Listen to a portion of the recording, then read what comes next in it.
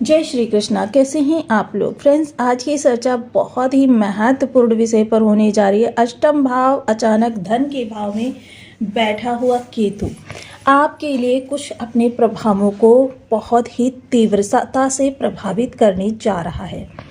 केतु जो हैं वो इस समय सिंह राशि में विद्यमान है।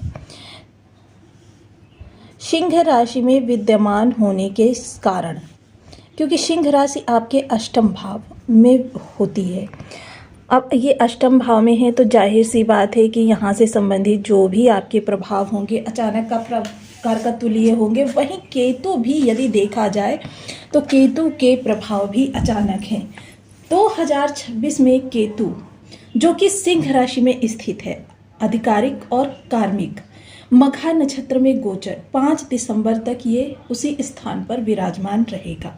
चार्ट में केतु की उपस्थिति जो है वह आपके अवचेतन मन में स्थित हो रही है। और केतु किन चीज़ों के कारकत्व रखते हैं? अवचेतन मन का ही कारकत्व रखते हैं।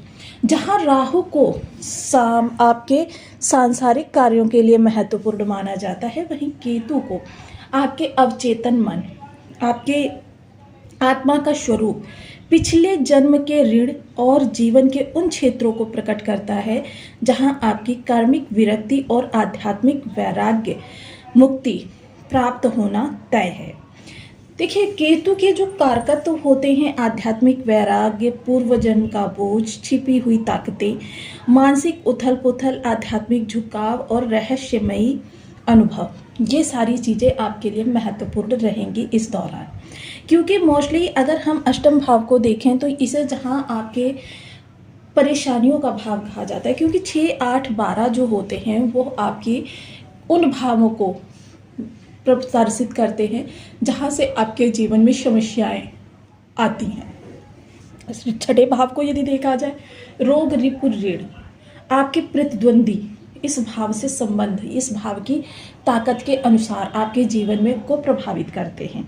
इस भाव को देखा जाए तो इस भाव से आपकी अचानक समस्याएं, मान लीजिए कहीं किसी दूर के रिश्ते में या कहीं पर भी आपके अचानक रिश्तेदारों में अप्रिय स्थिति उत्पन्न हो जाए, अचानक एक्सीडेंट, अचानक बीमारी की खबर मिल जाए, अचानक धन हानि के योग बन जाए, ये सारी चीज़ें आपके इस भाव से, कोर्ट कचहरी, ऋण, खर्चे, आपका यह भाव नियंत्रित करता है। तीनों ही भाव जो हैं यह समस्याओं को आपके जीवन में लाते हैं। वहीं यहाँ पर ये अष्टम भाव जो है, केतु यहाँ पर कर्क नवमांश से गोचर कर रहे हैं। कर्क नवमांश जो कि चंद्रमा का भाव है। अब चंद्रमा का कर्क राशि है तो यानी कि यहाँ पर आपका मन महत्वपूर्ण हो जाता है, और अवचेतन आत्मा का स्वरूप, इन दोनों को यदि जोड़ा जाए तो बहुत सारी इस समय पॉजिटिविटी आपके अष्टम स्थान पर दिखाई दे रही है। हालांकि इस ऊर्जा को चैनलाइज करना देखिए बहुत आसान है, क्योंकि बहुत मुश्किल नहीं है, लेकिन इसको समझना जरूरी है। क्योंकि जब तक समझ में चीज़ें हमें विस्तार से आएंगी नहीं, तब तक हमारे लिए प्रभावों को चैनलाइज करना बहुत मुश्किल रहता है।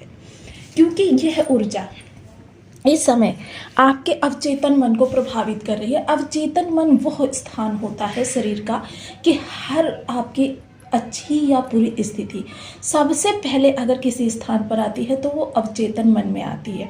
हालांकि केतु जो है राहु का सप्तमांश होने के कारण भ्रम को भी उत्पन्न करने की स्थिति रखते हैं। तो आज की चर्चा जो है केतु से संबंधित आपके जो ये 4 भाव हैं, क्योंकि केतु के पास स्वयं का कोई भाव नहीं होता, जो ये जहाँ पर बैठते हैं, जहाँ पर दृष्टि डालते हैं, उन्हीं स्थानों को प्रभावित करते हैं। तो आपके ये 4 भाव इस तरीके से इस समय किस तरीके से हम चैनलाइज करके इस ऊर्जा को अपने लिए बहुत ही लाभकारी बना सकते हैं। बने रहिए हमारे साथ इस वीडियो में, एंड तक आपको बहुत कुछ जानने के लिए मिलेगा।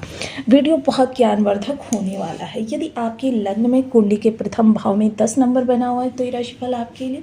कुंडली ना होने की स्थिति में आप इसे नाम राशि से भी देख सकते हैं। चंद्रमा के साथ यदि यहाँ पर 10 नंबर कहीं पर भी कुंडली के किसी भी भाव में लिखा हुआ है तो भी यह आपके लिए है। एक प्यारा सा कमेंट करना बिल्कुल ना भूलें।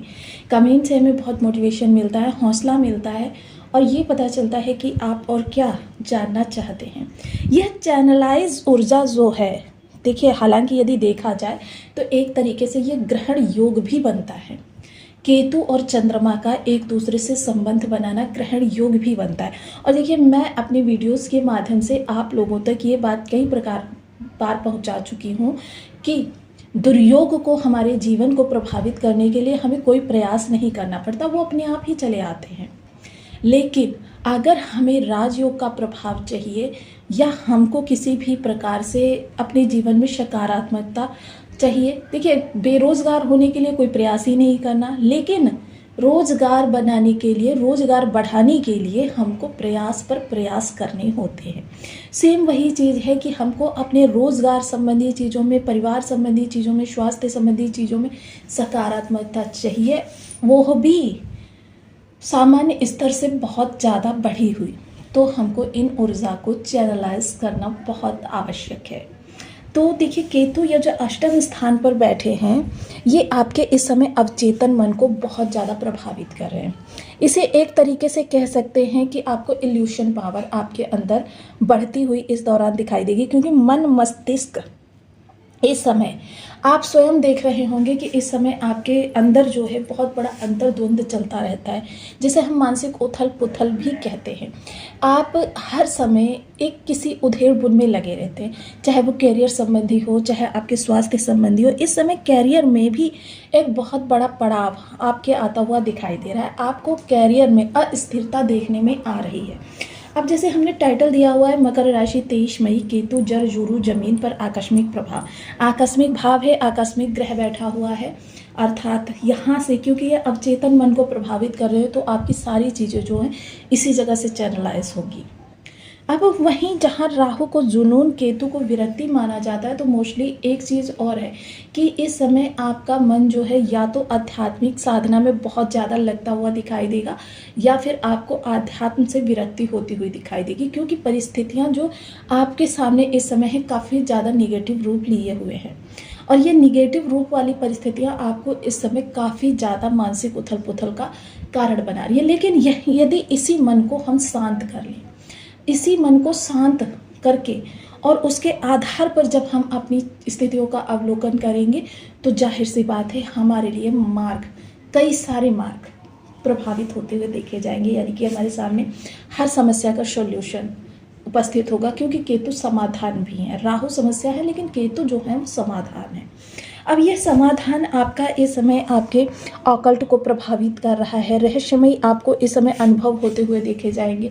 साथ ही साथ अध्यात्म से जुड़े हुए लोगों के जीवन में बहुत सारी चीज़ें इस समय ऐसी होती हुई देखी जाएंगी, जो चीज़ें अभी तक मतलब उनको रियलाइज़ नहीं हुआ था।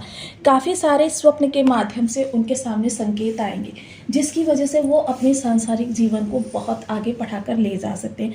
हालांकि केतु विरक्ति हैं, लेकिन कोई भी विरक्त जो है वो इस समय इस ऊर्जा को चैनलाइज करके, क्योंकि देखिए, ऐसा नहीं है कि अगर धन पर केतु का प्रभाव है तो आपके पास धन नहीं आएगा, लेकिन जब इस ऊर्जा को हम चैनलाइज कर लेंगे, पंचम दृष्टि द्वादश भाव पर जाएगी, तो जाहिर सी बात है कि सब स्वप्न के माध्यम से आपकी इल्यूशन पावर जो है बहुत ज़्यादा बढ़ी हुई होगी। उसकी पावर जो, जिसके माध्यम से आप निवेश के जो दृष्टितांत हैं उनको बहुत अच्छे तरीके से समझकर अपने धन को सही स्थान पर यूटिलाइज कर सकेंगे।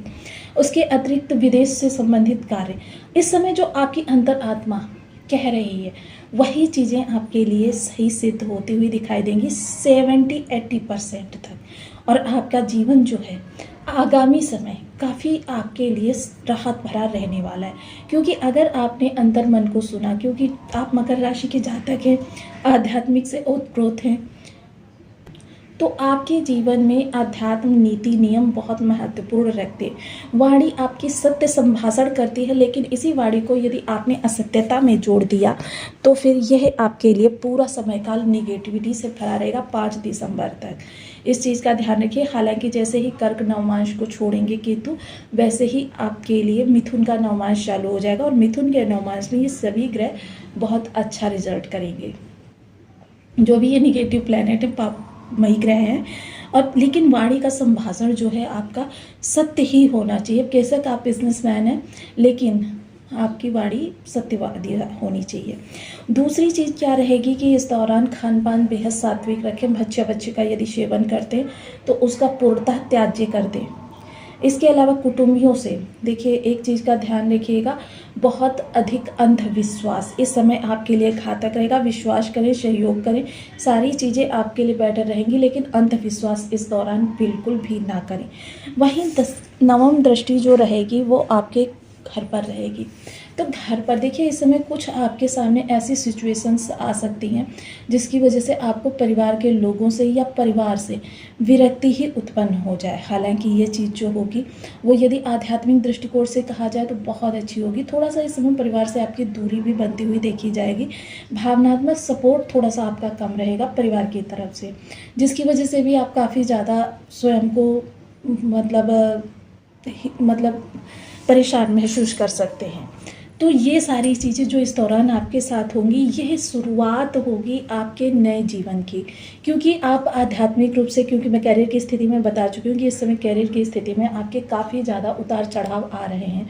आपका मन हर समय सशंकित रहता है, और जब मन सशंकित रहता है तो इसका प्रभाव जो है हर स्थान पर पड़ता हुआ देखा जाएगा।